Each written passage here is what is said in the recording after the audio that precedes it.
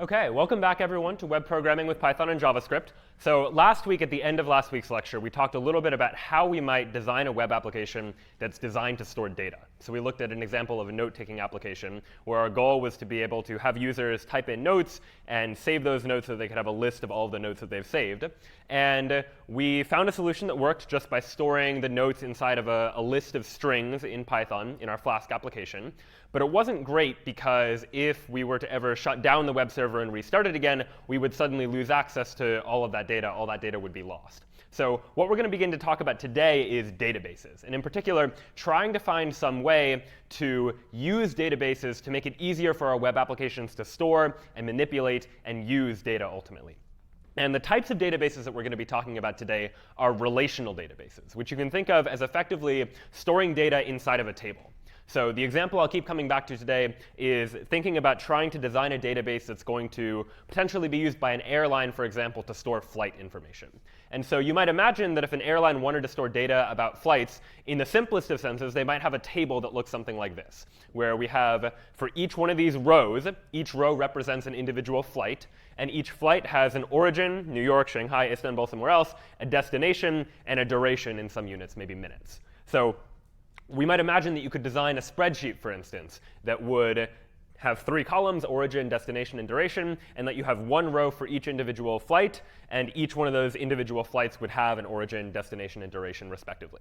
So that's what we're going to be trying to do, designing these sorts of tables, but we're going to do so using technology called SQL, or SQL, Structured Query Language, which is a language designed to allow us to very easily interact with databases, interact with tables of data that have rows and columns, for instance. And in particular, in this class, we're going to be using a particular version of SQL called PostgreSQL, although there are a bunch of different versions of SQL that have slightly different features and slightly different aspects to their languages and the way that they work, but they're all very, very similar. So once you know how to interact with one, it's very easy to see the parallels in others because the syntax ultimately is very, very similar from one language to the next.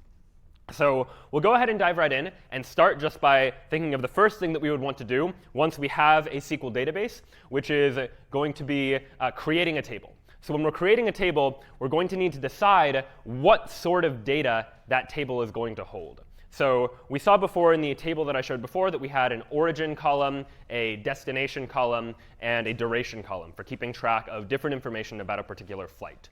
So all of that information needs to have a particular type. And so what we see here are a couple examples of the types of data that a SQL database might have. So data might be in the form of an integer or a decimal, which can have a decimal point. Serial is a common data type that you'll see in SQL or in PostgreSQL specifically.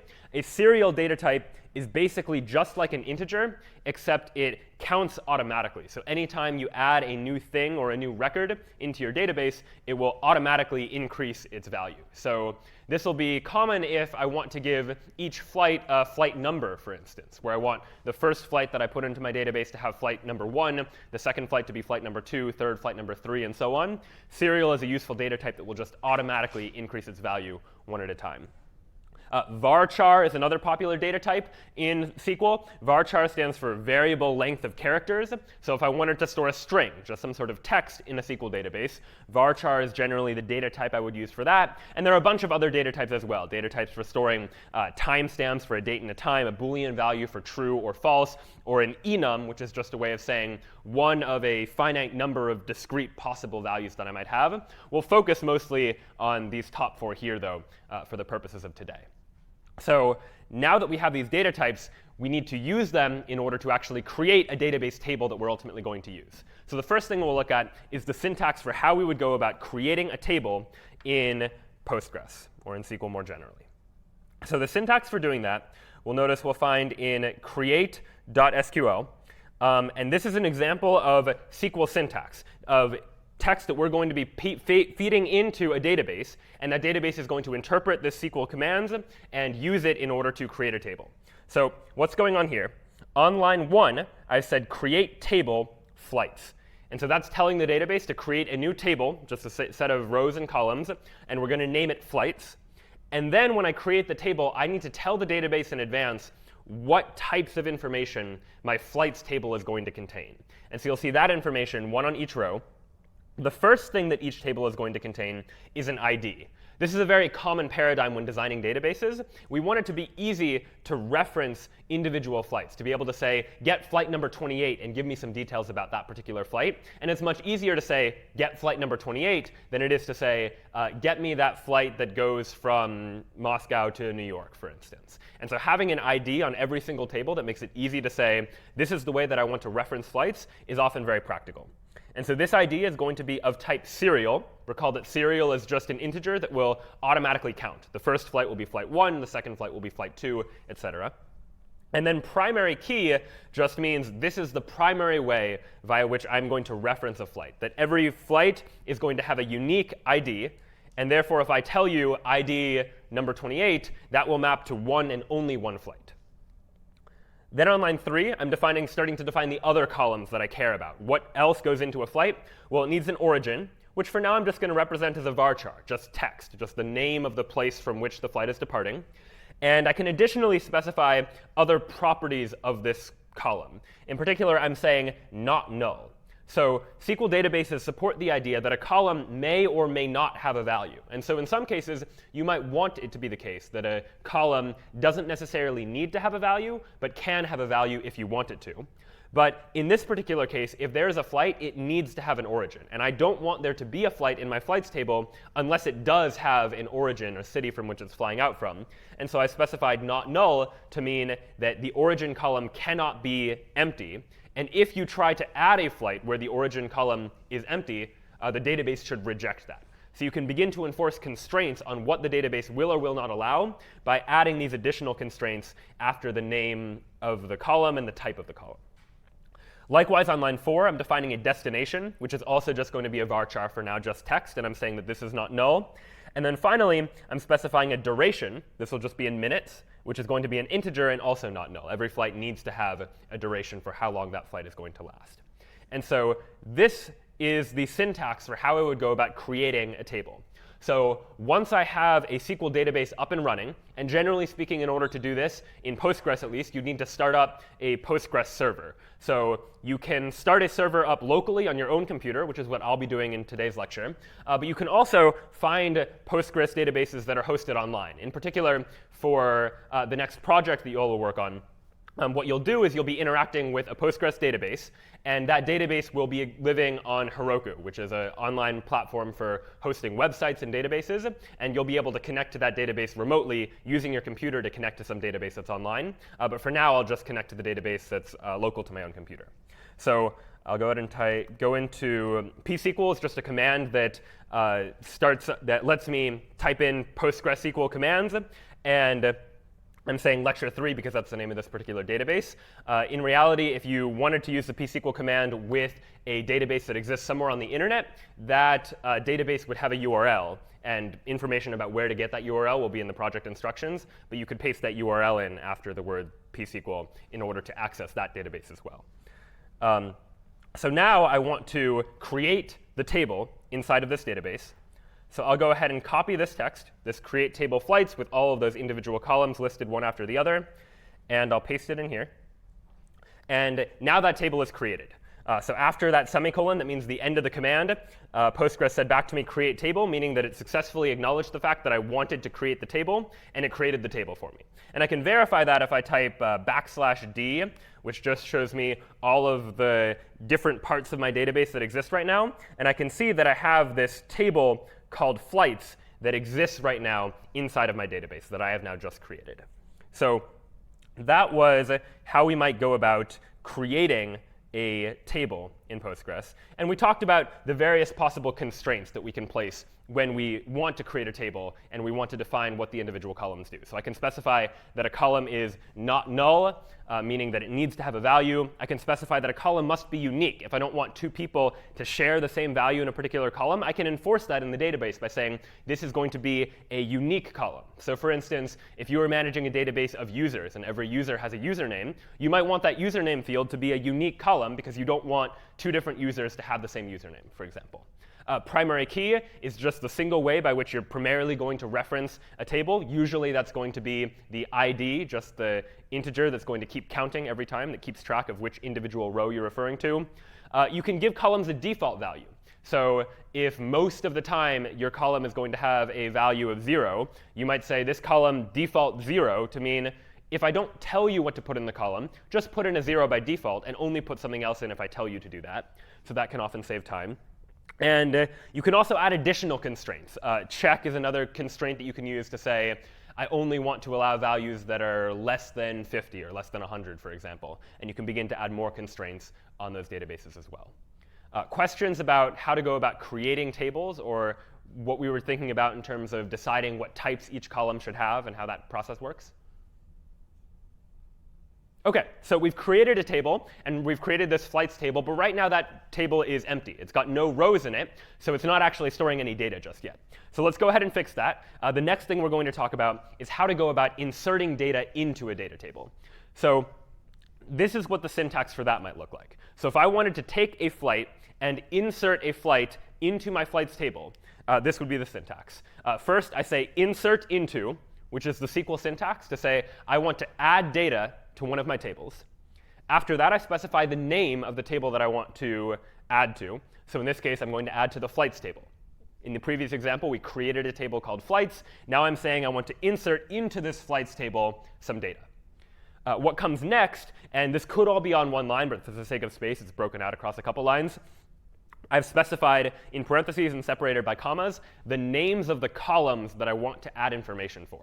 So I'm going to add an origin, a destination, and a duration for this new row that I'm adding. And you don't necessarily always need to add something for every single possible row. Note that in this case, I didn't add an ID, for example, which is the fourth column in the flights table, because ID is going to automatically increment on its own. We defined it as a serial type just a moment ago.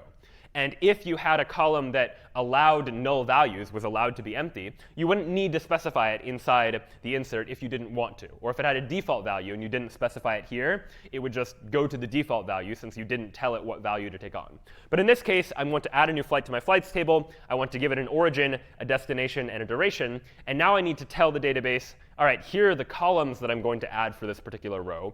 What should their values be? And so we say values, and then in parentheses again, in the same order that I define my columns, I first am going to specify my origin, New York, then the destination, London, and then the duration, 415 minutes in this case. And so this would be the syntax for how to go about inserting a record into that database. Let's take a look at what that would actually look like if I were to go over here and go back into this database. I would say something to the effect of insert into flights.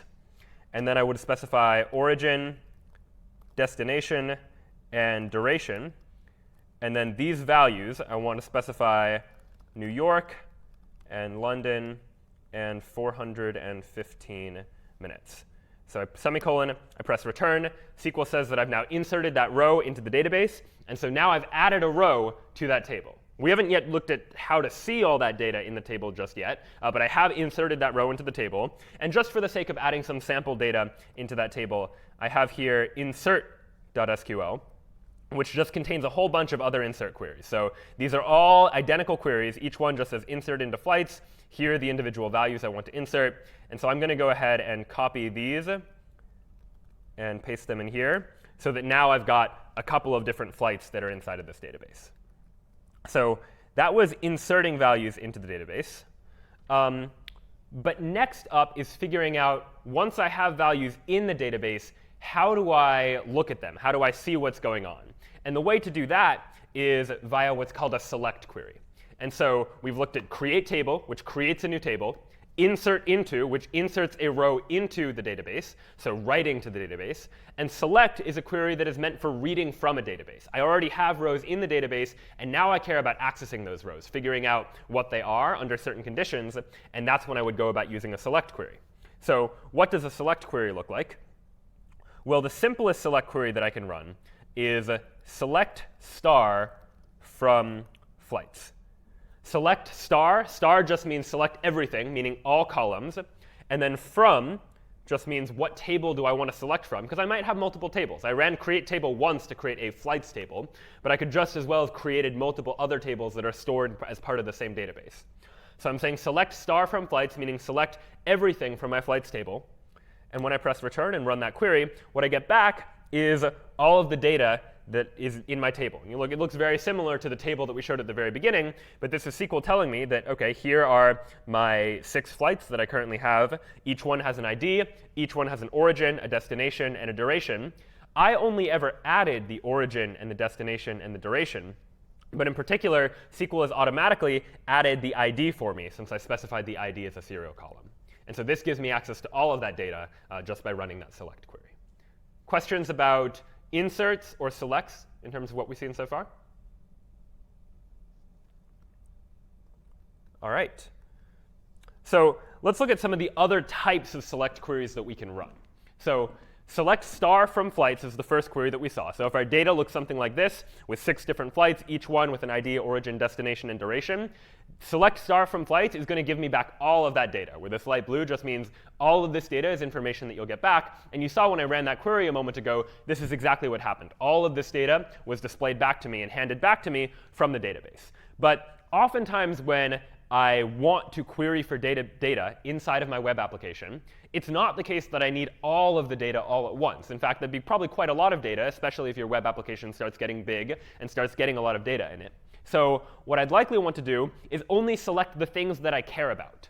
So select star from flights means select everything across all of the columns of the table, get me that information. I could also do a query that looks something like this. Select origin, comma, destination from flights, where I've replaced the star, meaning select everything, with just 2 columns, origin and destination. And so if I were to run that query instead, then the only data that's handed back to me are the contents of the origin and the destination columns.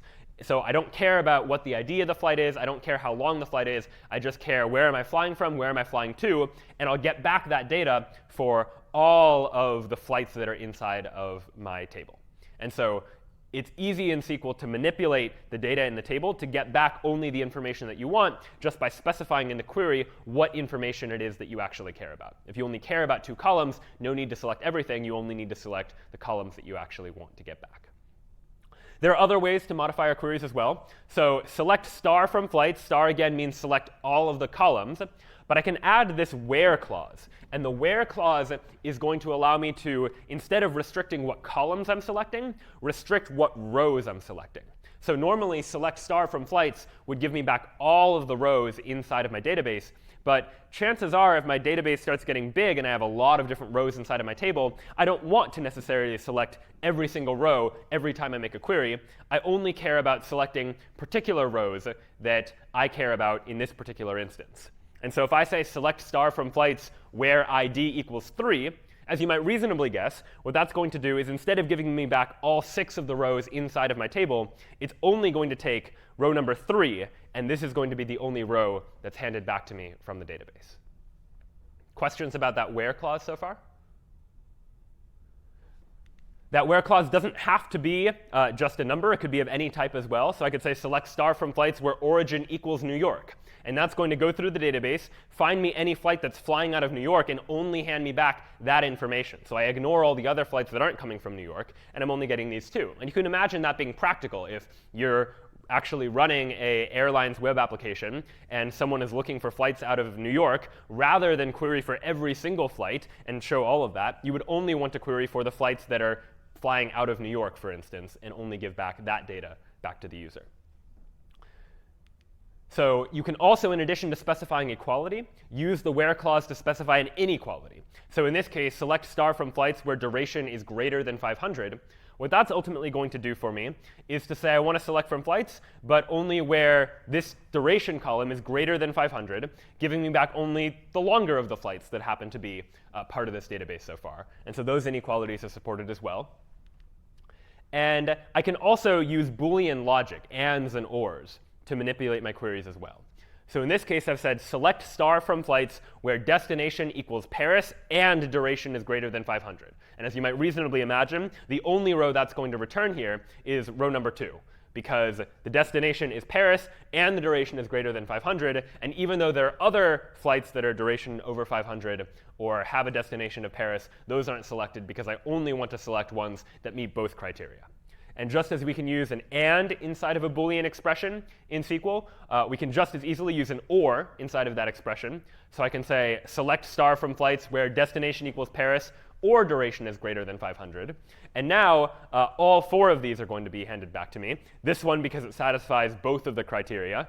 Row number 3 because the duration is greater than 500, and then rows 4 and 5 because I have it such that they both have a destination of Paris. And so there's a variety of different types of SQL queries that I can run in order to do a variety of different things. Questions on those so far? OK, let's take a look at a couple other types of queries that we can run, and a couple others of these examples of select queries. So I'll go back into the database, and we'll do a couple examples from ones we've seen before. So select star from flights gave me back everything.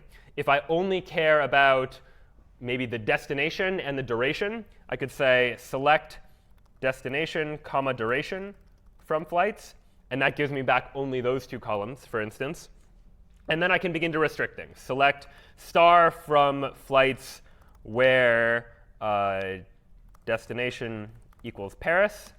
And that gives me only the rows whose destination is Paris and ignores everything else. But where SQL starts to get even more powerful is when I can start using functions to begin to specify even more, with even more precision, what it is that I actually care about. So SQL, for example, has an average function called avg. And so maybe I care about knowing, what is the average length of a flight in my database. So I could say select the average duration from flights, where avg is my average function. I'm taking the average of the duration. And what I get is 501.6667, which happens to be the average duration of a flight in my flights table right now.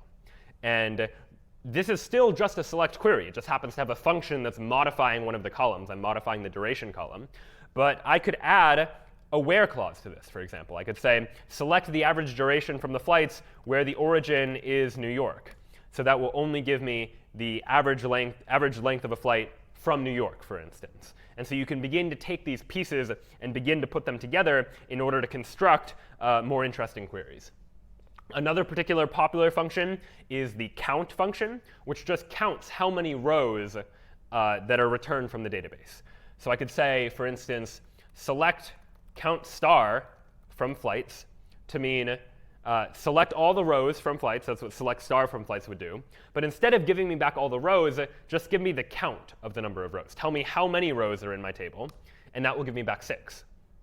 But I could equivalently, or relatedly, try to say select count star from flights where origin equals New York, and that will give me back 2, because there are only 2 flights that are flying out from New York.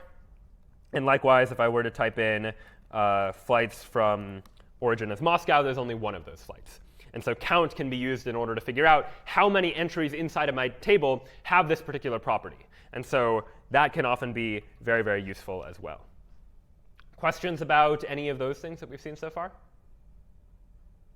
Other popular functions are like min and max, which can be used if I want to select the minimum duration from my list of flights. And OK, the shortest flight is 245 minutes. If I'm curious as to which flight is that one that has a duration of 245 minutes, I could say select star from flights where duration equals 245. And that'll tell me, OK, that flight is the flight from Moscow to Paris. It's the flight with ID number 5. And so that's database insertion. A couple other things you can do. You can also specify using the in keyword a range of possible values. So in this case, I'm saying select star from flights where origin is in New York and Lima. And the result of that is that we get flights that are from either New York or Lima that get selected as a result. And likewise, I can start to do string matching, something like this, which is a situation in which I select star from flights where origin like %a%. So common nowadays are things like autocomplete, or where you can type in something partial into a search query, and you'll get back the full thing. This is doing something very similar. Select star from flights where origin like %a%. These percents stand in as placeholders, effectively, where they can represent any text. And so select star from flights where origin like %a% says select any rows from flights where the origin has an a in it, right? It has some amount of text, possibly none, followed by an a, followed by some amount of text.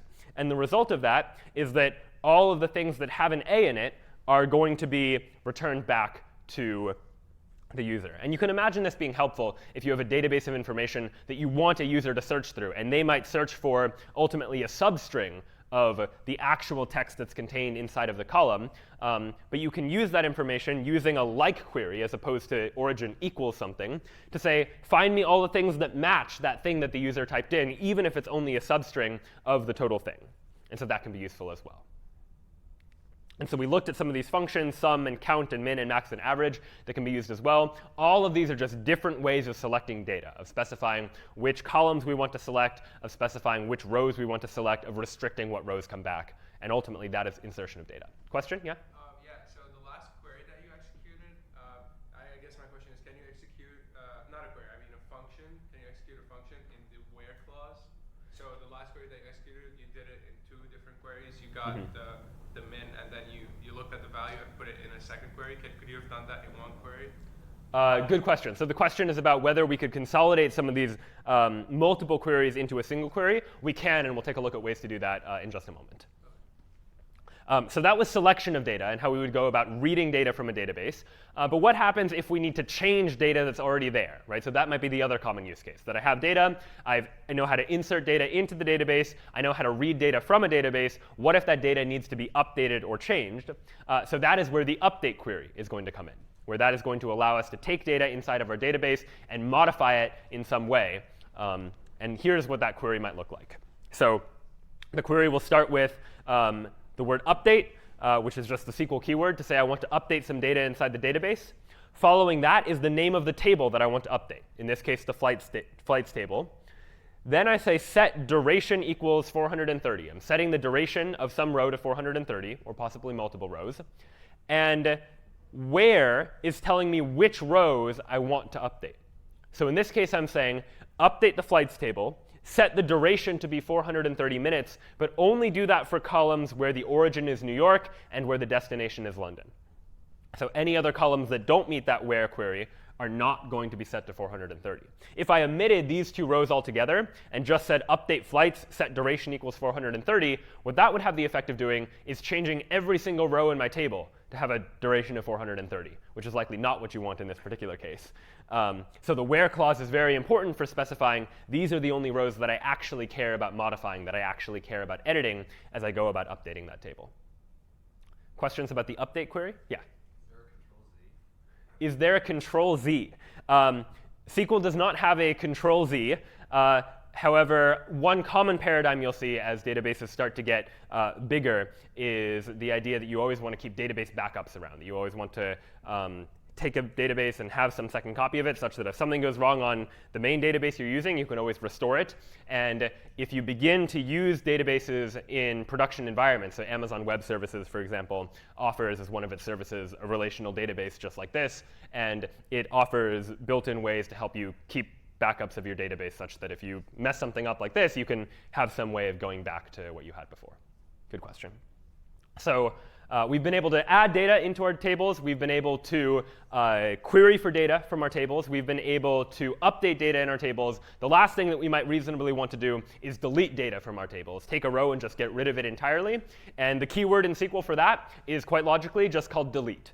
And that might look something like this: delete from countries where destination equals Tokyo. That is going to sorry, this should be flights. Sorry, delete from flights where destination equals Tokyo. That will go through the table, deleting all of the flights that have that particular destination. So questions on creating data or updating data or deleting data from our database? So let's say I delete one row and then add a new row. Then what is going to be, what will happen to ID? Good question. So the question is, I delete one row, and then I add another row. What's going to happen to the ID? So maybe I have IDs 1 through 6. I delete the thing with ID number 3, and then I add a new thing. Is it going to be number 3 or number 7? The answer is that generally it'll be number 7, that the numbers just keep adding up, and they don't fill in the blanks from before.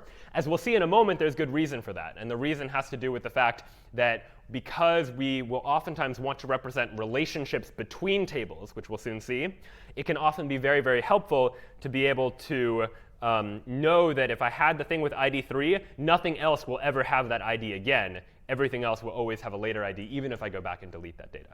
So yes, it will just keep counting even if I delete older things that existed in the database before.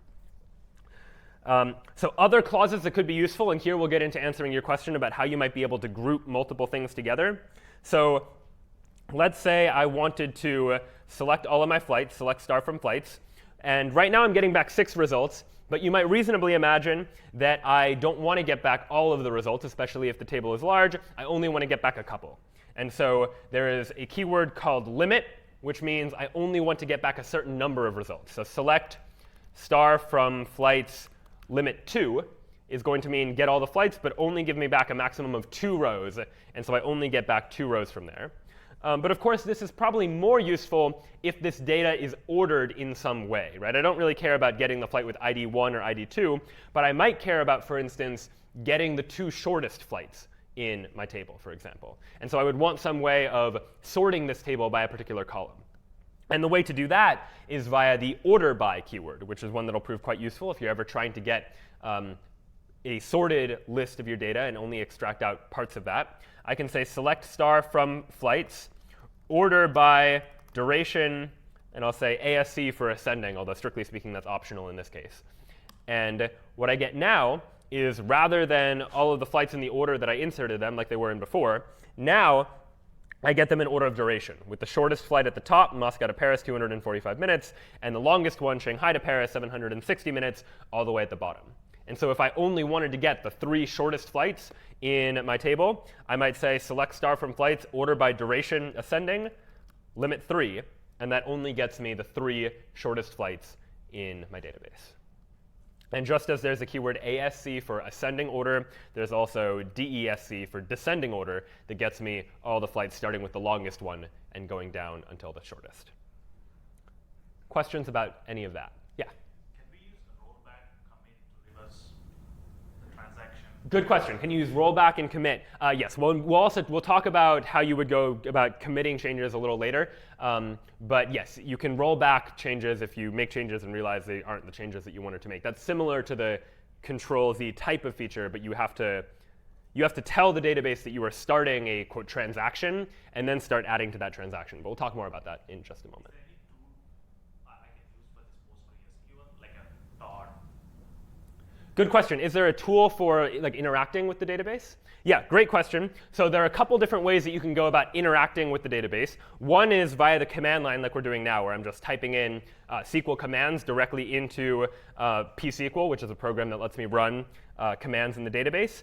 One that we are going to provide for you in this course, which will prove quite useful to you as you work on your project, is called adminer.cs50.net. So Adminer is a third-party database service that lets you interact with a database online. And so what you'll do once you get a database for the next project is you'll likely want to go to adminer.cs50.net. You'll paste in the credentials for accessing your database, which you'll get once you start working on the project. And from there are tabs from which you can run SQL commands, from which you can look at all the data in a nice graphical interface. And so that'll just make it a little more convenient to look at that data as well. So you can either do it through Adminer or an interface like Adminer. There are a whole bunch of services like this out there.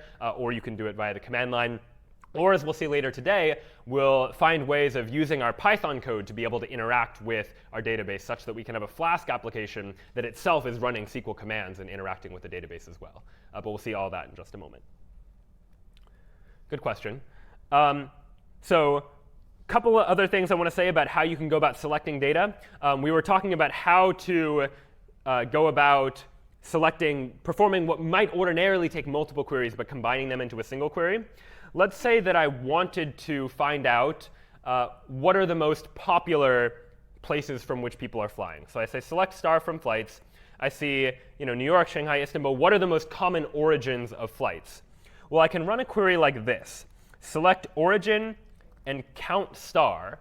Remember that origin is just going to select the origin column. Count star is going to select the count of the number of rows that are being returned from my flights table and group them by origin. And so what that's going to say is group by is going to say take all of the rows and put them in groups based on their origin. So all the flights that are from Moscow go in one group. All the flights from New York go in another group. And then count star is going to say, well, count them up. How many of them are there from each of these individual locations? And so select origin, count star from flights, group by origin, gives me back something that looks a little like this. I have a list of all of the different origins. I have 5 different origins from which flights are coming from. And then I have this count column, which is telling me how many flights have that particular origin. So in this case, New York has 2, and all the rest have 1.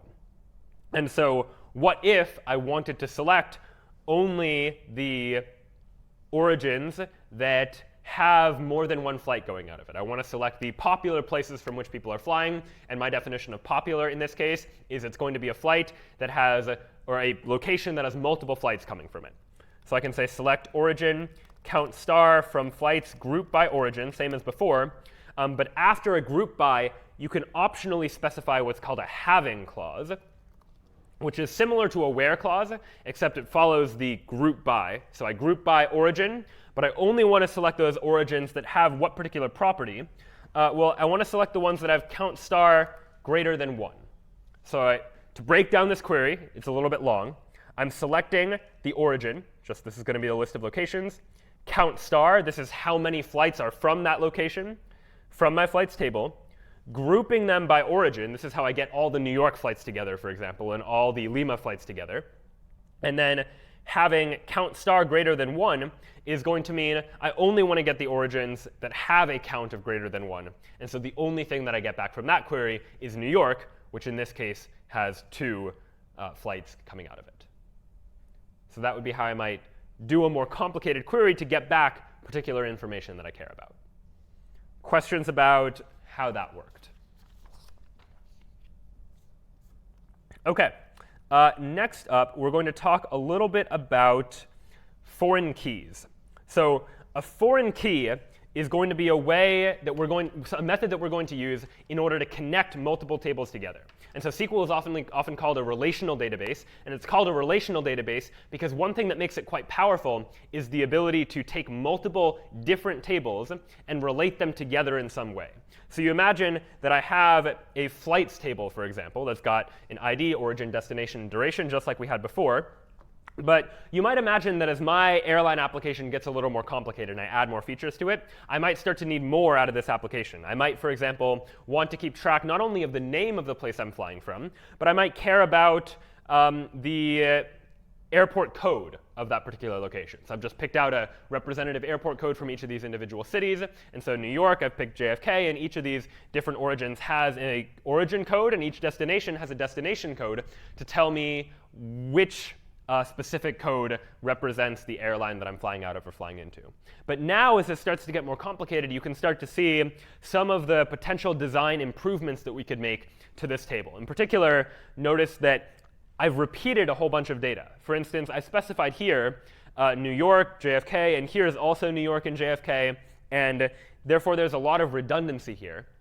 And it might be nice if I could treat this information as separate. If I could say, I want to keep track of locations as its own entity, and then I want to keep track of flights that are somehow related to locations. So I keep track of a table of locations, or places, and then I keep track of a table of flights where my flights somehow know about that table that contains New York and Shanghai, et cetera. So what I might do is define a table called locations that looks something like this, where each one has an ID, each one has a code, and each one has a name. This is just like the stuff we've seen before, except now I have a table exclusively just for representing individual locations. And then what I would do in my flights table is instead of having an origin column and a destination column, I'll have an origin ID column and a destination ID column. These columns technically could be called anything, but by convention, it's something underscore ID to mean this is the ID of the origin of this flight. And which flight or what location has ID number 1? Well, I could go back to this locations table. Here's the thing that has ID 1. OK, this flight must be flying out of JFK in New York. I go back to my flights table. Where is it flying into? Its destination is 4, destination ID 4. So all right, go back to the locations table. Here's the thing with ID 4. That's London. So you can begin to use these numbers just to represent locations. That way I don't need to have New York, JFK, and New York, JFK repeated over and over again inside of my table. I just need to have an individual number to represent here's the location that I'm flying out of. Now this might seem harder to read. In particular for us humans, looking at this is perhaps even less clear than the table was before if I want to figure out like where is this flight flying from and where is it flying to. Now I need to take this number 3 and look it up in a different table. But SQL databases are actually quite good at dealing with this. And this is where they really excel and thrive, is having these relationships between tables and being able to connect them in a way that's meaningful. Questions about this general idea of what we're trying to go for here? And you can imagine extensions that we could make to this. If I wanted to keep track of passengers on individual flights, well, then I might have something that looks like this, right? Each passenger also has an ID. Each passenger has a name. And each passenger has a flight ID, namely the ID of the flight that they are a passenger on. And so I've got 2 people registered for flight number 1, 2 people registered for flight number 2, so on and so forth. Questions about what we're going for? Yeah?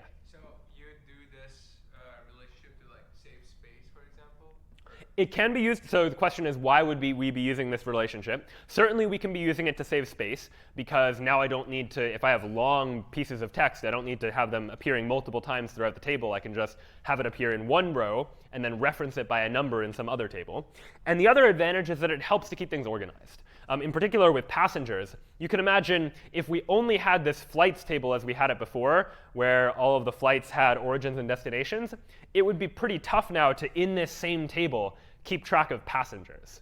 Right? There's no easy way to add like a column for a passenger, because there might be multiple passengers, for instance. And so it makes a lot more intuitive sense to say, flights are one type of entity. We'll keep track of that in one table. Passengers are a whole different entity. Let's keep track of that in a different table. But there's relationships between the tables. Each passenger is associated with one flight.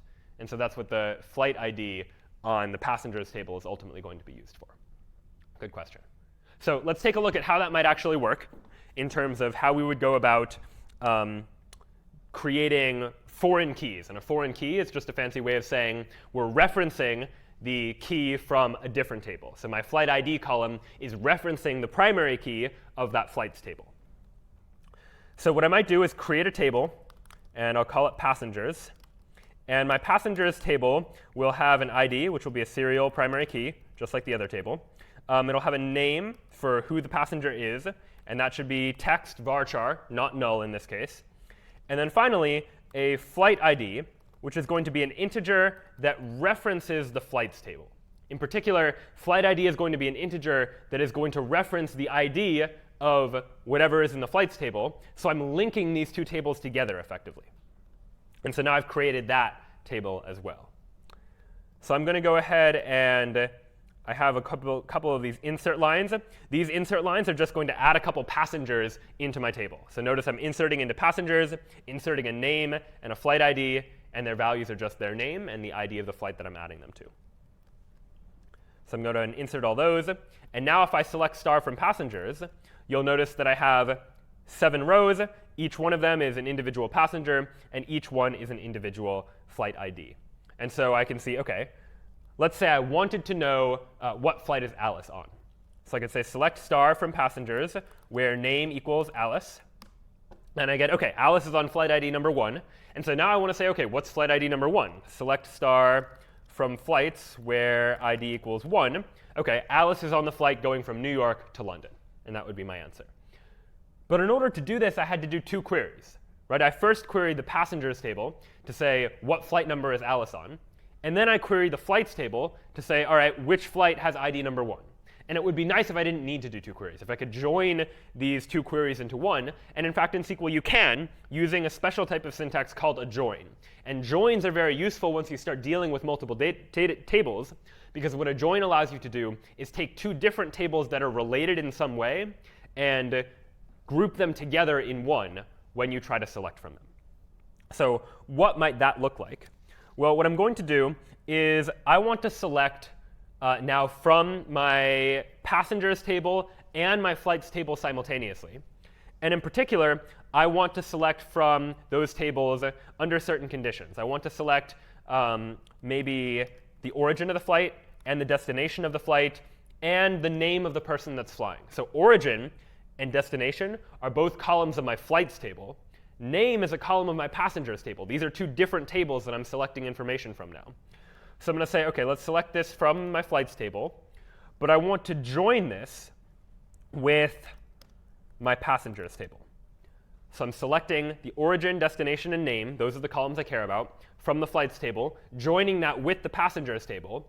But the last step is telling my query how these two tables are related. I need to tell my table in particular, my query in particular, what do I want to join them on? What is the relationship between these two tables? And in particular, the relationship here is that passengers, and I'm going onto a new line, but this could all theoretically be one line, passengers.flightID equals flights.id.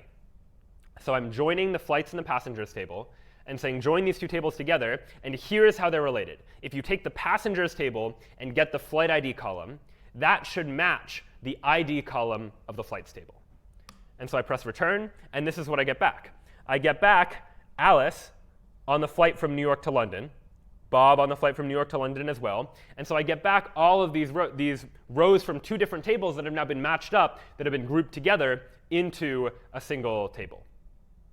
And so if I wanted to find out what flight is Alice on, for example, I might reasonably do the exact same thing as before.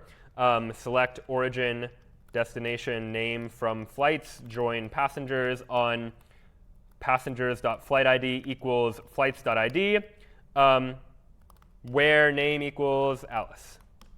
And that will tell me that Alice is on the flight from New York to London. Questions about that join syntax and how that worked? So it was how we were taking two tables and combining them together. Yeah? I actually have a backup on the reference when you say the reference when you're defining the table, the passengers table. When you insert it, if you would put some ID that was illegal, would this row not go in? Good question. So what is this references keyword doing? What is it specifically doing? And yeah, it helps. What it ultimately helps to do is it helps to enforce constraints to make sure that I can't do something wrong, for instance. So if I try to, so Alice we just saw was on flight number 1, right? So if I now try to delete from flights where ID equals 1, what I'm going to get back is an error. And the error that I get back is that key ID 1 is still referenced from table passengers, for instance. So something in the passengers table is referencing flight ID number 1, and therefore I can't delete the flight that has ID number 1 because that would result in a violation of that constraint. So it does, the references keyword is used to help us enforce that type of constraint so that we can't do something wrong. If I try to delete a flight while there are still passengers registered for it, the database will physically stop me from being able to do that. Good question. Yeah? Is there a connection between flight ID and IDs that's sort of implicit in MySQL? So OK, the question is the relationship between flight ID and ID implicit? So generally speaking, when we use the references keyword, we are referencing the primary key of some other table. So because in the flights table, I said that the ID was the primary key, the main thing that I'm going to be referencing that table by, it assumes that, yes, I mean the ID column of the flights table is the thing to reference. There are ways to specify a different column that you want to reference instead. But generally speaking, the references keyword is almost always used with referencing an ID of a different table. Good question. So what we saw just now was an example of a join. And the way that that join worked was it took two different tables, and it, based on a particular condition, matching up the flight ID of the passenger with the ID of the flight, was able to find all the matching rows and give me them back. But what you noticed in that query was that if I go back to it,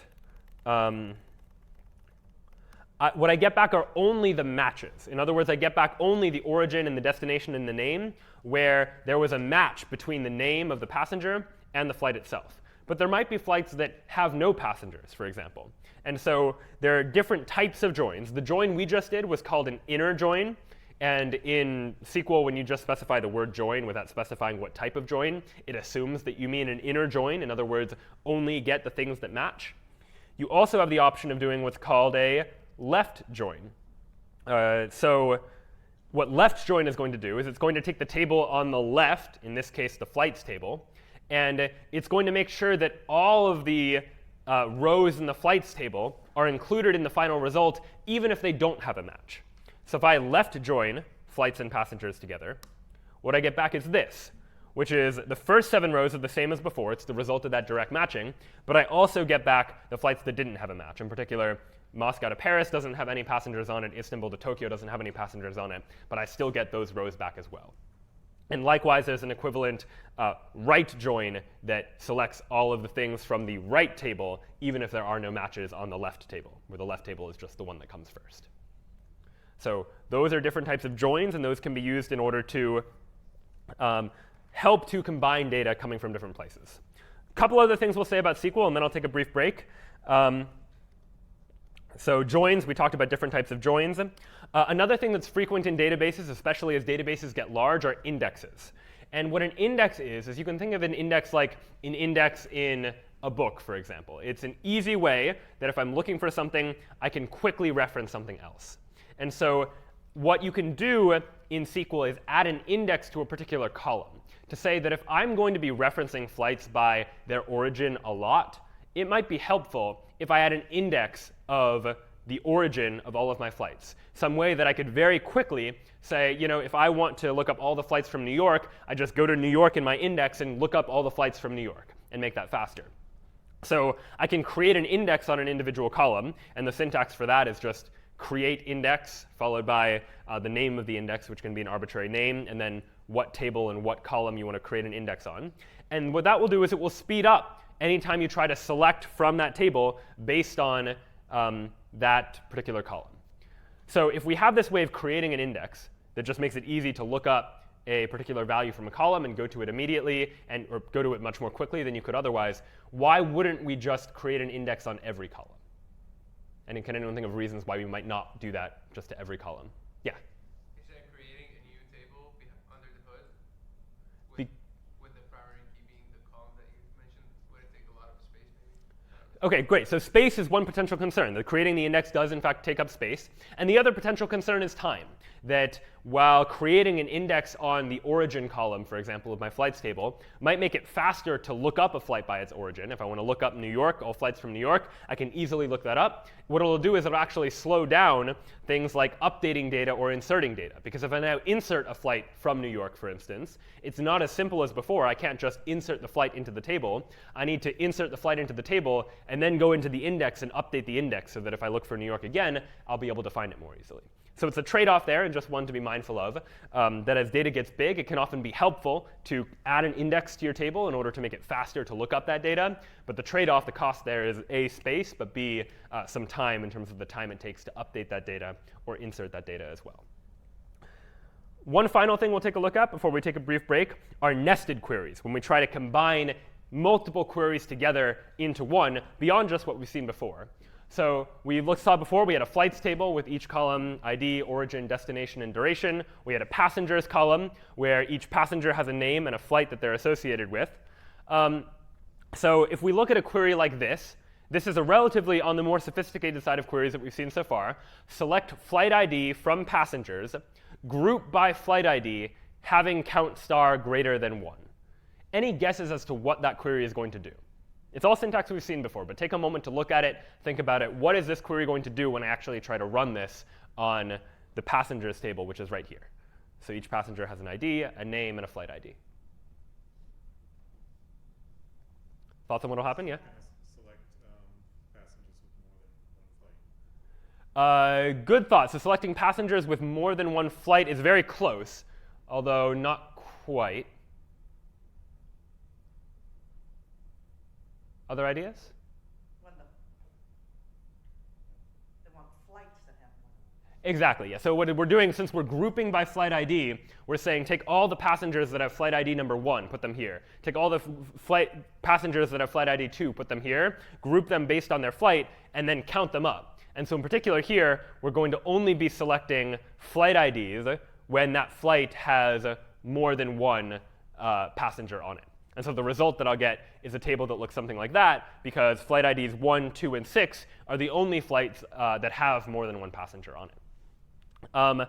But what if then, so now I've created this syntax, select flight ID from passengers, group by flight ID, having count star greater than 1, which is this long syntax that means get me all of the flight IDs for flights that have multiple passengers. What if now I wanted to select all of the flights themselves that have multiple passengers. I want to select from my flights table, but I want to select from the flights table only on the flights that have more than one passenger.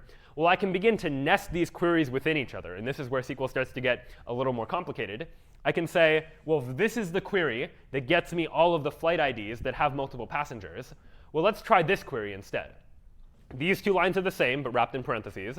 But now I'm going to select star from flights where the ID of the flight is in the result of this query. So this query, these bottom two lines in parentheses, those were the lines that were saying, get me all the flight IDs that have multiple passengers.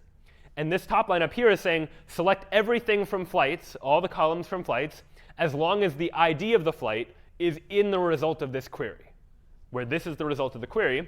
So what's going to happen is if I select flight star from flights, where ID is in the result of this query, these are the rows that get selected, 1, 2, and 6, because those are the flights that have multiple passengers on them.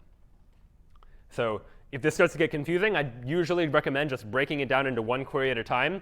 First, take a look at these two lines and make sure you get a sense for why is it that these two lines are giving me this table, the one that has just the flight IDs with multiple passengers on them.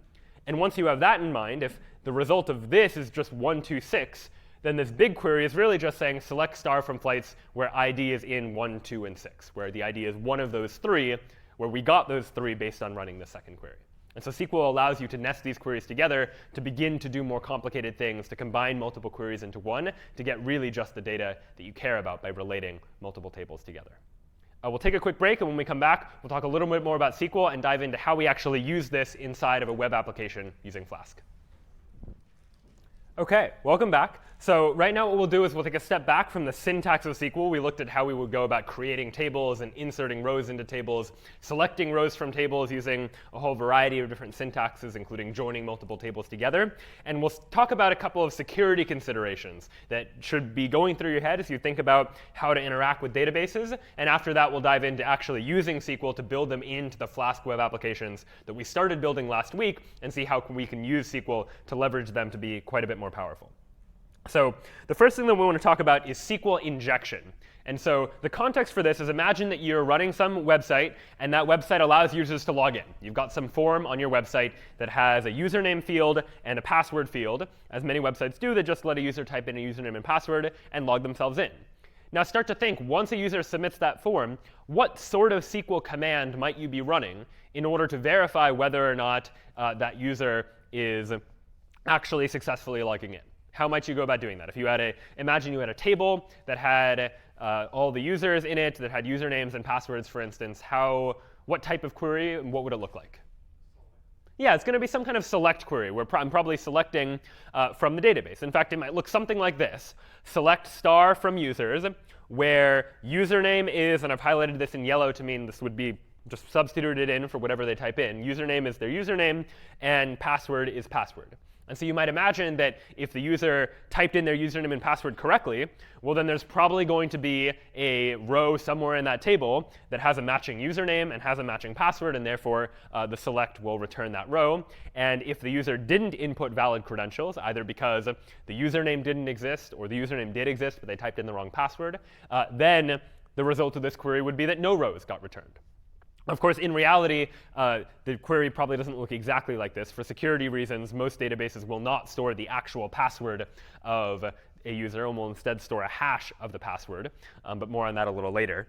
But you imagine that the query is going to look something along these lines. So if a user comes along, they type in username is Alice, password is 12345, then the query that ultimately gets run is going to look something like this, where username and password are substituted in for Alice and 12345. So I'm selecting from the users table where the username is Alice and the password is 12345. So if Alice is indeed in the database and her password is 12345, then this select query will return that row. And if either of those things are wrong, then it won't return a row. But now imagine what happens if a hacker is trying to hack into my website, is trying to do something malicious, and guesses that maybe the SQL code that I'm using looks something like this. Maybe I'm running a SQL command like select star from users where username is something and password is something else. And a clever hacker might be able to do something like this, where in the username they type in hacker or whatever user they want to get access to.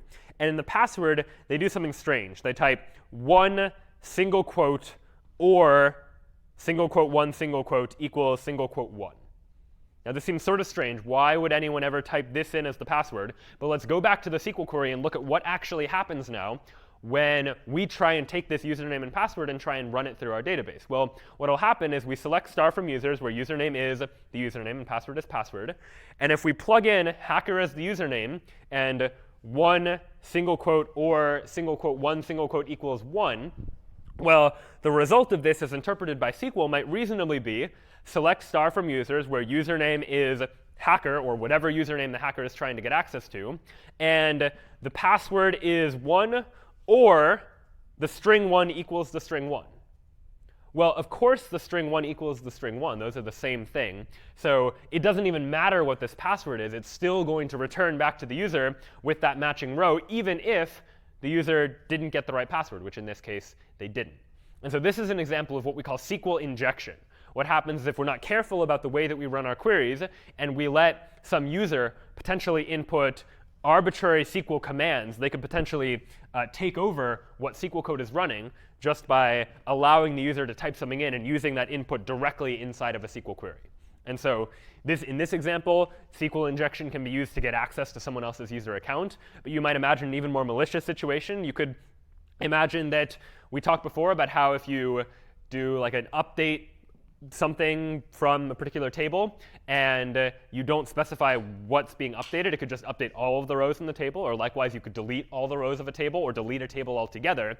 If you let users just type something in and you take whatever they type into a form and run it as SQL code, then a user could theoretically type in whatever SQL they want and manipulate your data however they like, delete your data however they like. So this is a pretty significant security concern that you want to be thinking about. And so what's the solution to this? Well, in SQL, you can do what's called escape particular characters. So if the password actually has a single quotation mark in it, you don't want it to be interpreted as the end of the password itself. You want it to be interpreted as the single quotation mark character. And in SQL, you can do that by, I think it's doing two single quotation marks in a row back to back, just to mean this should be an actual single quotation mark and not the end of the password field. But ultimately, the long story short of this is that we want to come up with ways that allow us to avoid this type of problem. Rather than just directly substituting user input into the query, we want to be intelligent about it and make sure that we are escaping or sanitizing our input, as it might be called, in order to make sure that we don't run into situations like this. And so in a moment, when we transition into looking at actual Python code and how we can use that Python code to be able to run SQL queries, this is something we're going to be keeping in mind. Because if a user is ever typing in information, we want to be careful not to just plug it directly into the query. We want to make sure that we don't run the risk of SQL injection there. But questions about SQL injection and why this has the potential to lead to a security risk? OK, one other thing related to SQL that's worth talking about, especially with security, is the idea of race conditions. And so a race condition comes about when there's a possibility that you've got a database somewhere that's potentially accessed by multiple different people, and you run the possibility of things going wrong if people try to do things at the same time and operations execute in a funky order. And so what do I mean by this? Well, imagine that I've got a database that represents a bank, for instance, where I've got a bank database where every row is an individual person who has an account at my bank, and we have a column representing how much money they currently have in the bank. So imagine that I've got some data in my bank account. The data is storing that right now this particular user has $100 in their bank account. And the person goes up to an ATM somewhere, and they try to withdraw $100. Well, if you are running the bank's database and a user tries to withdraw $100, what's probably the first query you should run on this database? Doesn't have to be a precise query, but what would you want to know from the database if user says, please withdraw $100? Do you have $100? Great question. So what might that look like in terms of a SQL query? Select balance from bank where user ID equals 1. Here I'm assuming I've got a table called bank that's got a column called user ID representing the user and a column called balance. So imagine that I have that. So imagine that this current user ID is user ID number 1, and I want to select the balance from the bank to make sure that whatever balance I get back, it better be at least $100. Otherwise, I don't want to let you withdraw $100 from the bank. So I run the query, and right now in the bank account, I have $100. So the SQL query gives me back 100. We're all set. Next thing that happens is that I actually get the $100, but what query needs to run now on this on this table? Updating, exactly. So I want to update the bank, setting the balance equal to balance minus 100, where the user ID is equal to 1. So I update the bank balance. I want to decrease the balance by 100. That's what the set is doing. And I don't want to decrease everyone's balance by 100. I only want to decrease by 100 for user ID number 1. And so I get the $100 back, and my bank account balance goes down to 0. And that interaction seems fine. I selected to make sure I had $100. Then I updated the bank to make sure that it reflects my new balance. But what now happens if two people, for some reason, are going to different ATMs, but they both have my ATM card? They're both using the same ATM card, and they're going to different ATMs. And they're doing this at the same time, and they're both trying to withdraw $100. What happens? So you might imagine that if they both press withdraw at the same time, same thing will happen on the first ATM, right? I need to make sure that I actually have $100. Select balance from bank where user ID is equal to 1. Do I actually have $100? Well, yeah, I've got $100. But then person over here on ATM number 2 is doing the same thing. They're running the same query. They're also selecting a balance from the bank where user ID equals 1. And maybe this is happening a split millisecond after that first select query happened. But it doesn't matter. There's still $100 in the bank, and so this still gets me back 100. So what happens now over here on side number 1, maybe right after this happens and right after that happens, now we're running our update. We update the bank, set the balance equal to balance minus 100, where user ID is equal to 1, same as before. And same as before, I get the $100 back, and my bank account balance goes down to 0. But then the problem comes in over on this side, because we decided that the way to withdraw money from the bank was a two-step process, right? Number 1, select. Make sure you've got $100. And if you do, then fine, update in order to subtract the $100 and then give the user $100. From the perspective of ATM number 2, I've just selected, and I have $100. So we're all set. ATM number 2 thinks it's totally fine to withdraw. So ATM number 2 runs update the bank, decrease the balance by $100, where the user ID is number 1. ATM number 2 gets back $100, and the bank account goes down to negative 100. But now from a bank account with $100, I've managed to extract $200 from it by taking advantage of race conditions, by running things simultaneously. And even though the logic of select, make sure I have the money, and update feels like it's the right logic, when you consider what happens when there's concurrency, when multiple things are happening at the same time, these are the sorts of concerns that begin to take place. So what's a solution to this? How do we solve the problem of dealing with multiple people that could be using the database at the same time and trying to prevent something like this, where someone can get $200 from the ATM when they only have $100 in the bank? Transactions, exactly. And so the idea of a transaction is that I want to, or the idea of it's transactions and the idea of locking the database, that I want to lock the database first to make sure nobody else can touch the database while I'm running a transaction, a sequence of SQL commands. And so that way I can say, all right, I'm starting a transaction now. Nobody else touched the database. Let me select the balance, and then let me update the bank. And now that I'm done with the transaction, now you, ATM number 2, feel free to go ahead. And then everything's fine, because when ATM number 2 gets a chance to go to the bank account, it's at 0. And so the select query is going to return a 0 instead of 100. And so the syntax for that in SQL transactions are, if you type begin followed by a semicolon, that begins a transaction. And then all of the commands that you run are executed effectively together as a unit. And then at the end of the transaction, you say commit to say, these are the commands I want to run. Go ahead and run them.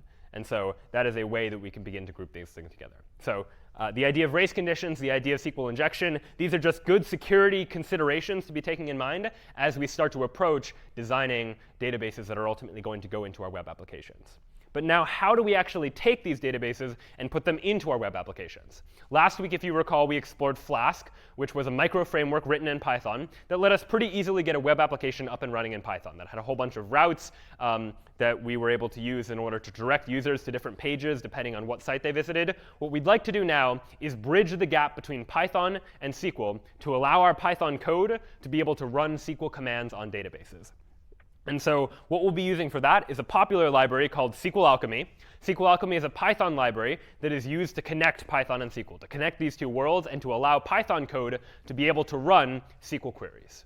And so we'll take a look at that right now. So let's imagine that I want to run, and for now we'll start with just command line programs written in Python that don't yet live on the internet. But in just a moment we'll transition to looking at web applications as well. But imagine for now I just want a Python program that prints out all of the flights that are currently in my flights table. What might that code look like? Well, let's go ahead and look at list.py as an example of this. And so what we have up here are a couple of import lines. So import OS is just importing an operating system library that's going to have a useful feature that we'll see in a moment. And then I'm importing a bunch of names from SQL Alchemy, which is the library that we're going to be using to interact with databases: create engine, scoped session, and session maker. I'll briefly describe what these are doing, but don't worry about them all that much. What's happening effectively is on line 6, I'm creating a database engine. The engine is, just think of it as an object created by SQL Alchemy, this third-party library that we're going to be using, that is used to manage connections to the database. The engine is going to take care of for us the process of talking to the database and making sure that Python is able to send commands to the database and get results back from the database. Instead of us needing to worry about that database, the engine is going to take care of that for us. So on line 6, I say create engine. And then here, I have os.getenv database URL. Last week, if you recall, we talked briefly about the idea of environment variables, variables that exist inside of my terminal environment. We saw that for setting like Flask app or Flask debug. The environment variable in this case is just going to be some variable that's set in my terminal, the same place where I'm running Flask or running this program. And in this case, I'm specifying in an environment variable the database URL, the URL of where my database lives. In my case, that URL is localhost, my own computer. But if you've got a database that's living somewhere else on the internet, that might actually be a URL. And when you start working on the next project and start working with SQL Alchemy, we'll give you one of these URLs that you can use as your database online. On line 7 now, what we're doing is we're creating a scoped session. And so this is less relevant for this particular example, but you imagine that once we take our web application to the internet, and we have multiple people that are simultaneously trying to use our website at the same time, we want to make sure that the stuff that person A is doing with the database is kept separate from the stuff that person B is doing with the database. And so creating different sessions for different people is just a way of managing that. But ultimately, now we have this object called db, which is going to be the one that you're really going to care about, because that's what's going to allow us to run SQL commands. And this code will all be included for you in the project, so you won't need to worry about rewriting that. So what's happening in the main function of my code now? Here's what's happening. On line 10, I say flights. I want to query for all of my flights. So how do I do that? I say db.execute. And then in quotation marks, I can specify whatever SQL command I want to run. We just talked about SQL syntax. Here, just as a string, I'm going to feed in SQL syntax into db.execute to say I want to run all of this SQL code. In particular, I'm selecting origin, destination, and duration from flights. Those are the 3 columns I want to select from my flights table. I want to select them all. And then at the end, I'm doing this fetch all query, which is just to say run the query and get me all of the results. There's likewise a fetch one function that just gets me back 1 row if I only care about 1. But in this case, I want to get back all of the flights. So I'm saying db.execute. Here is the SQL command I want to run, the select query we saw just a moment ago. And then fetch all says get me back everything. So now I have inside of this variable flights a list of all of the individual rows that came back from that SQL query. And so now on line 11, I'm running a loop. For flight in flights, I'm going to print out this formatted string, flight.origin. That's going to get me the origin of this individual flight, because I can use each individual flight, each row, and to get at a particular column, I use the dot notation. So flight is the name of one of those individual rows. To get just the origin of that row, I'll use flight.origin. So I'm printing out flight.origin to flight.destination, and how long is it? Flight.duration minutes. And that's all that's happening. I first run a query to say, select me all the data from the flights table. Then I run a loop. For each individual flight that I get back, print out that result. And so now, if I go ahead and run list.py, what I get back is 1 per line, New York to London, 415 minutes, Shanghai to Paris, 760, so on and so forth, giving me all of the data coming back from those individual flights. Questions about the syntax of how that code worked? That was me using queries to select, yeah.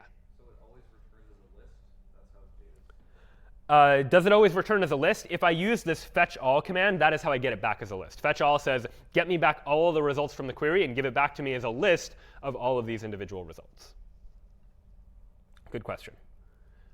So that was selecting data from my database. One thing we might also want to do using Python code is importing data, inserting data into the database. Because if you remember from before, when I wanted to insert flights into my flights table, I had to use syntax like this. I had a whole bunch of these insert queries, each one of which was saying origin, destination, value. Here are the values of the things to insert. But generally speaking, if I have a whole bunch of flights to insert, it's not going to be nicely formatted like this already in SQL query form, ready to be inserted into the database. Likely, it's just going to look something like this. This is flights.csv. So CSV stands for comma-separated value, just an easy way to represent data. And I'll likely have data that looks like this. It's just one row for each flight. And instead of it being formatted nicely as insert into something, it's just the origin, comma, the destination, comma, a number of minutes. And that's all I have to deal with. And so if I just give this to SQL, SQL doesn't immediately know how to understand a CSV, though you can tell it to try to import it from a CSV. So what I might want to do is write Python code that reads this CSV file and takes each row and inserts it into my table. So what might that look like? Let's go into import.py and look at what's happening here. These first couple lines are really the same. But here's the interesting activity. And again, this code will be made available after. So if you're interested in importing data into a table as well, which you'll need to do for project 1, you can use this as a reference or a guide for how to go about doing that. So on line 11, I'm opening up this flights.csv file. That's the file that contains all of my flight data. So I'm opening it up, and I'm calling it f. And Python has a built-in module called CSV, specifically meant for reading and writing CSV files. And so I'm going to use csv.reader, which I only know about because I've looked up CSV reader's documentation online. And I'm saying, I want to read file f as a CSV file. And now on line 13, what I'm saying is I'm looping over this reader. I'm looping over every single line that the reader is going to read. And for each one, the 3 columns are origin, destination, and duration. So I loop over the reader, and I'm going to, for each row, call the first column the origin, call the second column destination, call the third column duration. And for each one of those rows, what do I want to do? Well, I want to do a db.execute. But instead of a select like I did last time, I want my db.execute to be an insertion. And so what does this insertion look like? I'm going to insert into flights, origin, destination, duration, values. But notice that when I'm at the time that I'm writing this code, before I look at flights.csv, I don't yet know what values I want to insert into my database. I don't know if the flight's coming from Lima or Shanghai or wherever. All I know is that I want to insert some origin, some destination, some duration, and I want to fill in those blanks later. And so SQL Alchemy supports the idea of placeholders for this purpose, where I can say values and colon origin means this is a placeholder for the origin, meaning something is going to go in that spot, but I don't yet know what it is at the time that I'm writing the code. I'll only know when I run the code and I actually read that flights.csv file. So colon origin means this is a placeholder for the origin. Colon destination means this is a placeholder for the destination. And colon duration means this is a placeholder for the duration.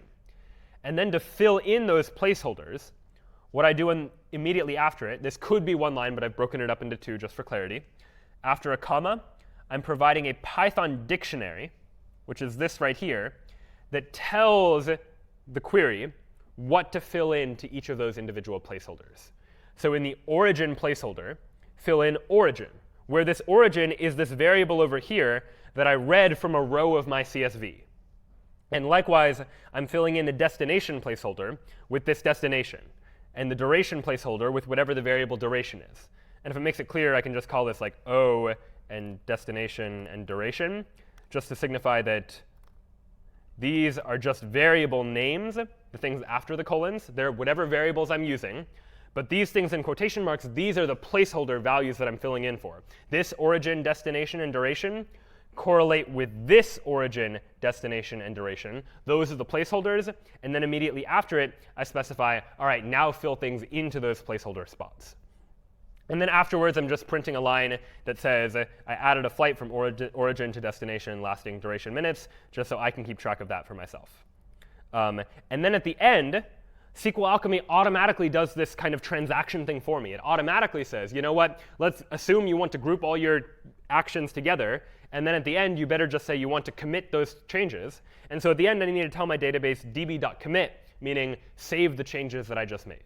I didn't need to do that last time because I was just reading data from the database. I didn't actually update anything. But now that I'm inserting rows into the database, SQL Alchemy wants me to, at the end of all my inserts, say, all right, now I'm done, commit these changes, actually run them. And so this is similar to the commit that we saw a moment ago when we were talking about race conditions. So let's try and run that now. If I try and, so right now if I run Python list.py, that gives me the 6 flights that I've had inside my database this whole time. But now if I run Python import.py, what that's going to do is it tells me, all right, I've added all these individual flights, Paris to New York lasting 540, Tokyo to Shanghai lasting 185 minutes. And these are all the flights from this flights.csv file, where each row corresponded to a flight that I wanted to insert. So now if I run Python list.py again, what I get is a longer list of flights, because now I've added all these additional flights to the database. Questions about that import process or how that worked from the CSV file? Yeah?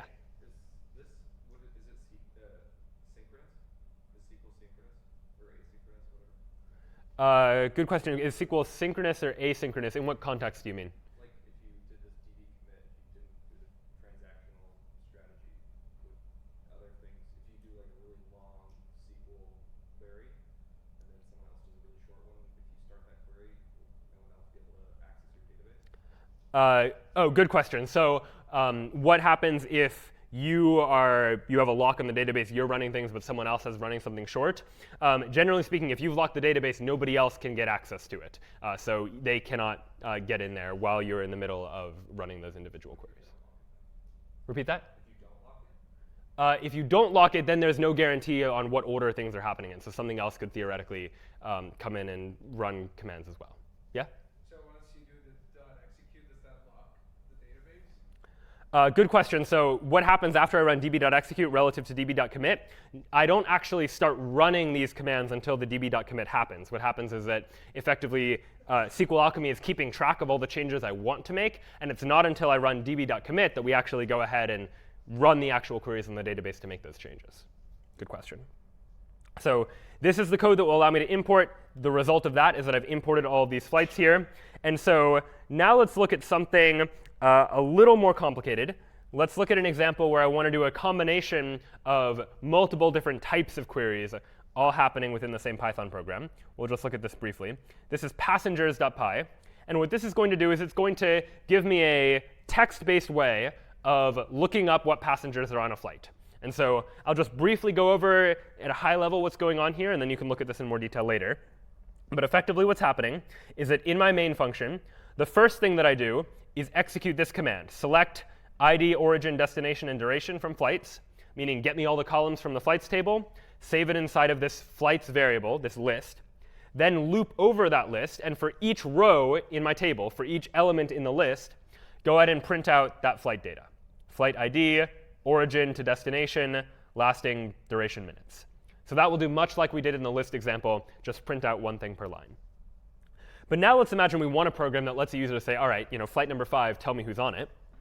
So what happens next is I can prompt the user for input using that input function and convert that input to an integer, just so it's a number, and save that result as a flight ID variable. So I'm just going to ask the user, type in a flight ID. I type in flight ID 28 or whatever, and that saves it inside the flight ID variable. And now I'm going to run another execute query, which is that I'm going to select origin, destination, and duration from flights, where ID is :ID, this placeholder, where that placeholder is going to be filled in by flight ID. And here I'm just fetching one thing. And so the long story short of what that's doing is it's saying, all right, whatever number you've typed in, let's just query the flights table again and make sure that there actually is a flight with that ID. Right? If I type in flight ID 255 and there is no flight 255, then this fetch 1 is going to return back nothing, or none, because no flight matched that query. And so if the flight is none, if there was no flight, if it was an invalid flight, it'll print error no such flight and just return and quit. But otherwise, if the flight was a valid flight ID, then I'm going to get the passengers. So I run a db.execute that says select name from passengers where flight ID equals whatever the flight ID is, and get me all of those rows. So get me the names of all the passengers. And then for each passenger in that list of passengers, I'm going to print out that passenger's name. And if there were no passengers, I print out no passengers. So what does that look like? I run python passengers.py. It prints out all my flights, giving me their ID, their origin, their destination, and how long. And if I want to know, who's on flight number 2, I type in flight 2, and then it says, OK, here are the passengers on flight 2, Charlie and Dave, by running those individual queries. So first, it queried for all the flights. Then I typed in a flight ID. And based on that ID, it queried for the passengers table, getting me all the passengers that are on that flight as well. Questions about how we did that, generally speaking? OK, so we've gotten a sense for SQL Alchemy and how we can use it to actually run commands, SQL commands in Python code. Now let's make the next leap and say, all right, how do we take that and merge it in with one of our Flask applications so that our web applications that are living on the internet that people can go to a URL to and look for, how can those be using SQL databases as well? So the example we'll take a look at here is Airline 0. And this is a Flask application. So what we do is we have a Flask application just like before, but we also are setting up a SQL Alchemy engine and a SQL Alchemy session called DB that we're going to be using. And what's happening inside of application.py? Well, in my index function, this default route, recall that this is just what happens when the user goes to the / route on my website and just wants to see the website. It runs this function. And here's what happens in my index function. First, I query for all the flights. I say db.execute. Select star from flights, dot fetch all, just get me all of the flights, and then render the template index.html, where flights is equal to flights. So I'm going to render index.html, passing in that list of flights, because I want my web page to display those flights, because maybe I'm making a website that lets someone register for a flight, for example. So what's happening in index.html? Well, the first thing to look at is layout.html. This is exactly the same as layout.html from last week, just a simple layout for an HTML website where I've got a spot to put in a title for the page and a spot to put in a body for the page to have as well. And so those are places where I can just insert content. And now let's look at index.html. What's happening here? First thing that's happening on line 1 is I'm extending layout.html. Same as last week, layout.html is this HTML file that is the template from which I want to base this template on. It wants to look exactly the same, except I might fill in something for the title, and I might fill in something for the body. So inside of index.html, now I say, as the title, let's just make the title flights. And then as the body, here's what I want to happen. There'll be a heading at the top that says book a flight, and a form. A form is just going to be a place where users can fill in information. When a user submits the form, let's take them to the book URL. And we'll take a look at book in just a moment. But this is going to be where I'm going to book a flight. And the method for that request is going to be post, because I'm submitting data. And oftentimes when I'm submitting data, I'll submit data via post. Then the key elements inside this form, I've divided into a couple divs just for organizational purposes. But the key here is that I have a select here. And a select is just a drop-down menu, a drop-down where you click and you can pick from one of multiple options. And so I'm going to select class equals form control is just Bootstrap's way of styling. Recall that Bootstrap, which we looked at back in lecture 1, is a CSS library that makes our drop-down boxes and buttons and menus look a little bit nicer and look a little more modern. So form control is just a way of telling Bootstrap, this is something I want you to format nicely. And I'm giving it a name, flight ID. And I give this select dropdown a name because later on in my Python code, I'll want to reference it. And when I reference it, I'll want to reference it by its name, in this case, flight ID. What's happening next, on line 14, I'm going to loop through all of the flights. Recall that in application.py, when I rendered index.html, I passed in flights as a variable, meaning flights is going to be a variable that exists inside the index.html template. And so inside of index.html, I can loop over them in a for loop. For flight in flights, for each one of those individual flights, here's what I want. I want an option in that drop-down menu where the value of that option, the value it'll take on if I pick it, is just the ID of the flight. But the text that's displayed in the option is going to be flight.origin to flight.destination. And recall from last week that the double curly braces is a way of me signifying in this templating language, I want to plug in a value here. Flight is the name of that row of the flight that I want to create an option for. And I use dot to get it a specific column. So curly brace, flight.origin means take the flight, get its origin, and paste that into the HTML template right there. And I'm going to do that for each flight in my list of flights. After that dropdown, I have another input. This input is going to be called name. and it's just going to be a place for the passenger to fill in their name. And then at the bottom, I have a button that's just going to say book the flight. So that's all. What's that going to look like now if I go into airline 0 and run Flask run to run this web application? It's running at this URL. And so if I go to this URL now, what I see is book a flight, that big heading at the top. And then I see this dropdown, where this dropdown is populated by the data from my database. Where I click on it, and I see all of the individual flights that are inside my database, because I queried for all of them. And then I looped over each one and made each one an option inside of my web page. And if I look at the page source of this web page, I can see that I've got right here option value 1, New York to London, option value 2, Shanghai to Paris, where the value is the ID of that flight, and then the text of it is just the origin to the destination. It looped over each one of those individual flights, filling in to those placeholder values the values that I actually cared about. And so if I wanted to book a flight, I'd go ahead and click on the flight that I want to book, maybe New York to Paris. I type in my name, Brian, and I press book flight. And it says, success, you've booked your flight. And in fact, if I check that passengers file that I created before, and I check, here's the New York to Paris flight, flight ID number 4. If I type flight ID number 4, who's on it, I now see that I am now on that flight to Paris. So how did that happen? How did that book route work? Because what happened is I submitted a form, and suddenly it said success. What was going on behind the scenes there? Let's take a look at that. So for that, we're going to need to go back to application.py. Because if you recall from index.html, when this form gets submitted, what happens is I submit a post request to the URL for the function called book. And so let's look at the function called book now. I have a function called book. The root is just /book, and it only accepts post requests. So what am I going to do here? The first thing that I'm going to do is use request.form.get, which is my way of extracting information from the form the user submitted. Request.form.get name says take the thing in the HTML form that had a name of name and just get me that information. So I get the name and save that in a variable called name. Now, this is a special syntax in Python called try and except. This is what I do when there's a possibility that something could go wrong, that there might be an error. But if there's an error, I don't want Python to just throw an error and have my whole website crash.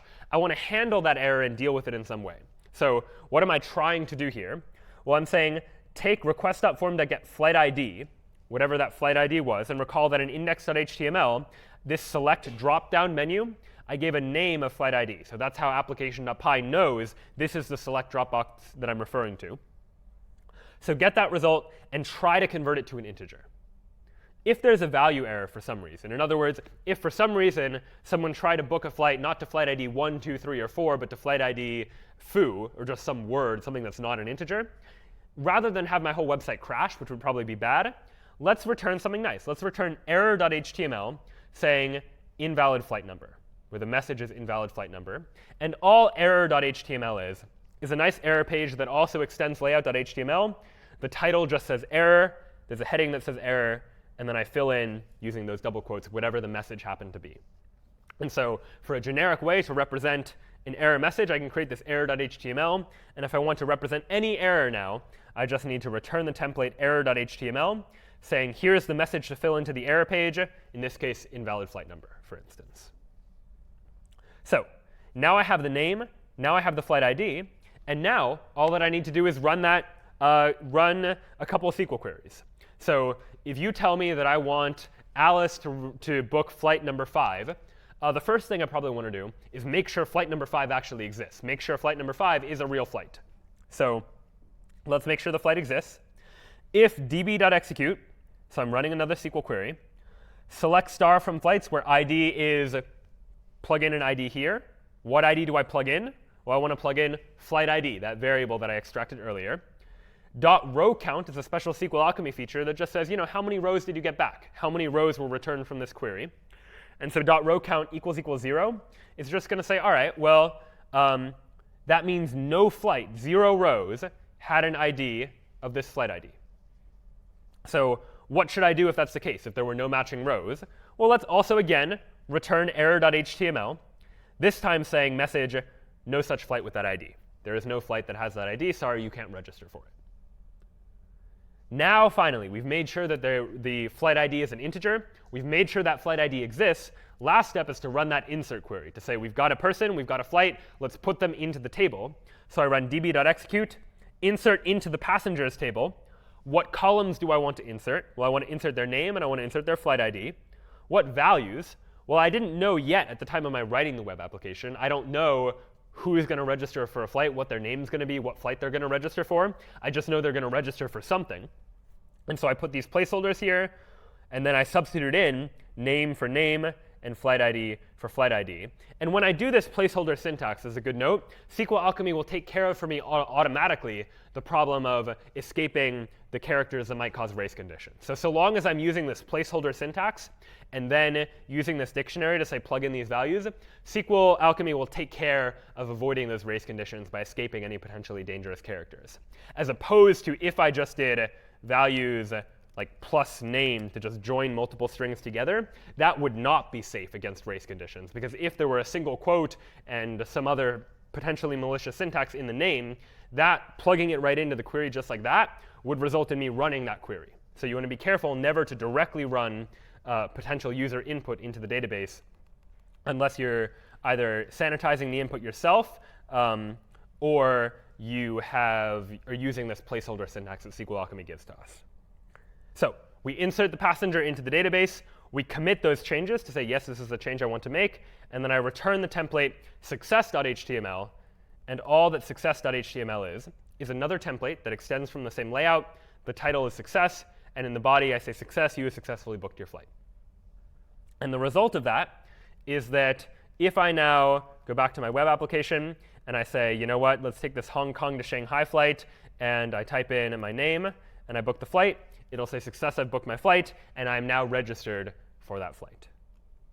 So that was a lot of things going on at once. We were talking about HTML, but also talking about Flask and how we go about passing values into templates and then using SQL Alchemy to be able to run database commands.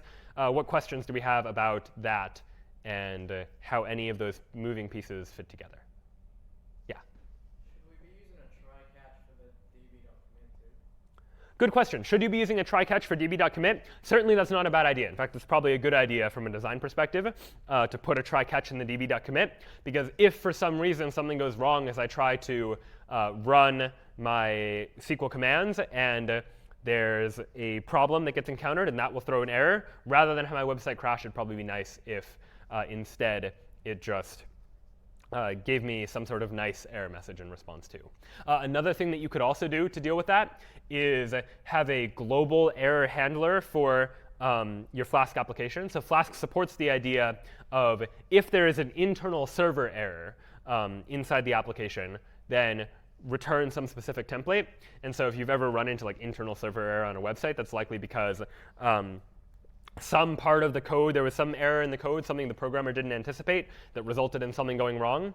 And you can have Flask say, you know, if there's an error that's an internal server error, let's handle that by rendering a specific error page. So you can do that as well. But certainly you could put the commit inside of a try-catch too. Other questions? Well, you should have a try-catch for the name too, right? So good question. Do you need a try-catch for the name? You probably don't need one for the name, because even if the user doesn't type in a name, the result of this will still just be, it'll just be empty. So maybe you do want to handle that case. Maybe I want to say if name is none, or if name is the empty string, if they literally just typed in nothing, maybe you want to not let someone register for a flight if they don't have a name, for instance. So that can be something you do as well. OK. We'll take a look at one last example before wrapping up for now. We'll look at extending this web application to allow some additional features, in particular, allowing me to see who is currently registered for a given flight, which in reality is probably not information you want made public if you're building an airline website. But for now, we're just going to use it as an example. So before we created a Python application that generated a list of all the passengers, let's do the same thing with a Flask web application as well. So let's go ahead and take a look at airline 1. So inside of airline 1, the index function is the same. We're just going to select the flights, display it for people to register. Book a flight is the same way as well. It works exactly the same. But I've added a couple routes here as well. So let's take a look at this route real quick and see what it does. this is /flights. So if I go to /flights on my website, here's what's going to happen. I'm going to list all the flights. And how do I do that? Well, first, I select star from flights, just select everything from my flights table, fetch all the rows, call that flights, and now return this flights.html template passing in that flights variable.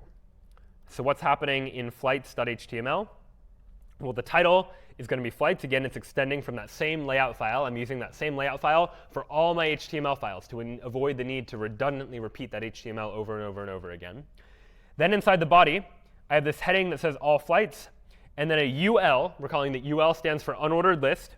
And so I'm going to have an unordered bulleted list of items where each item is just going to be a flight. And so I'm going to loop for each flight in my list of flights, create an LI, a list item, a bulleted item in my list, where that item is an ahref. We're calling that ahref is a link. So I'm going to have a bulleted list of flights, which just tells me the flight, and clicking on any individual flight will link me to presumably another page with details about that flight. It's a common paradigm that happens when you've got a bunch of data, but you want to click on something to go see more information about it in more detail. And so what's going to happen here? Well, the link is going to be itself just labeled as flight.origin to flight.destination, just like we've been using before. But where am I going to link to? If we look back to application.py, I have this other route that's going to be used not for accessing all flights, but for accessing data about one specific flight. And the route I'm using for that is /flights / an integer called flight ID. This is a placeholder that I'm putting into this route that could be substituted for any integer. Recall that in last week's lecture, we talked about how we could use this to say hello to anyone, where you could do /David / Brian / Maria to say hello to a variety of different people, just based on what gets passed into the URL. This is another common use case, where if I want to access a URL for a particular flight, it would be unreasonable and impractical to create one separate route for each individual flight. I wouldn't even know how many to create. Instead, I just create a generic one, /flights / an integer flight ID, that is going to represent accessing /flights /2 for the second flight, or /flights /28 for the 28th flight. And inside this flight function, this is where all the code for generating details about that flight is going to be. So what does that mean for where I'm linking to in my flights.html template? Well, I want to link to the URL for flight, where flight is the name of that function. But I can't just give flight anymore, because this URL is a flight function that also has this flight ID parameter that's passed in via the URL. So if I just say, take me to the flight function, Flask is going to complain and say, wait a minute, I don't know which flight you actually care about going to. So in my URL for it, I need to tell Flask what flight I actually care about. And so that's what this is. URL for flight, comma, flight ID equals flight.id. So flight ID, that is the name of that variable that we were using just a moment ago in application.py. And flight.id, well, flight is this individual row that I got back from the flights table from that query. And to access the ID column of that row, once again, we're using the dot notation to say flight.id is the ID of the thing I want to go to. And so using this syntax, I can say, take me to that specific flight page. Now what happens on that specific flight page? Well, the first thing I do is make sure the flight exists, right? Select star from flights where ID is that ID, fetching that one row. If that row is none, if no row gets returned when I try and select that flight, well, there's no such flight with that number, so I better return an error message that says, sorry, no such flight by that number. But if that flight does exist, now I want to get the passengers. So I'm selecting names from that passengers list where flight ID is equal to plugging in that flight ID there and getting all the rows. And I save that in a variable called passengers. And now on line 54, I say render template flight.html, passing in both the flight that I got back from when I queried for the flight up here, select star from flights, and also passing in all the passengers. So now my flight.html knows information about the flight, its destination, its duration, and also its passenger list. So inside of flight.html, what's happening here? It extends layout.html again. It's got a title of flight. And in the body, I have a heading that says flight details. I've got this unordered list just of information. Origin is flight.origin. Destination is flight.destination. Duration is flight.duration minutes. So that's nothing too crazy, just using that double curly braces to say plug in a value here. And flight was a variable that I passed in from Python. Then down here, I have another heading that says passengers. I have another unordered list. And for each passenger in my list of passengers, I'm going to create a list item that is just that passenger's name. I'm going to plug in to a bulleted list. And this else condition in Jinja 2 just says, the else condition specifically in this templating language means that if the passenger list was empty, if the for loop never ran, run this code. In this case, just saying there were no passengers. So what happens if I cd into airline 1 and Flask run this code? Address already in use because I'm already running a Flask application over here. I'll run Flask run again. We're running on this URL. So I go here. This is the book page. But recall, if I want to go to where I can see all the flights, I go to the /flights route. So if I now go to /flights, what I get is a heading that says all flights. And then in this bulleted list, one flight per line, where each one is going to be a link to that detail page. So right now I'm at this URL /flights. But if I were to click on New York to London, for example, and go there, now notice my URL's changed. Now I'm at /flights/1, because clicking on that link took me to this route, /flights/ the integer flight ID, and I passed in which flight ID I actually wanted. So going to /flights/1 tells me here's the flight. Its origin is New York. Its destination is London. It lasts 415 minutes. And Alice and Bob are the passengers that are registered for that right now. If I instead just go to the URL and change flight/1 to flight/2, for instance, now I'm looking at this next flight. Origin Shanghai, destination Paris, 760 minutes. The passengers are Charlie and Dave. And if I try going to a flight that doesn't exist, flight 28, for example, when I don't have a flight number 28, now I get an error that just says no such flight. And so I've been able to create arbitrarily many of these URLs just by using this placeholder syntax, wherein I can substitute any arbitrary flight ID into this particular route. So questions about how that worked and how I was able to create detail pages for all of these individual flights just by using those routes and querying for the right data from the database. So all of this and more is stuff that you're going to get to try as you begin to approach Project 1, which will be released later today. And Project 1 is all about building a Flask application and using SQL commands in order to query databases, in order to read data and write to data and interact with data, building pages sort of like this that have detail views for certain items and so on and so forth.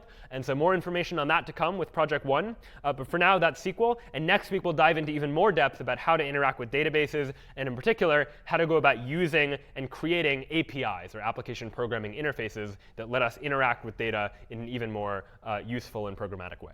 So more on that to come. But for now, thank you all.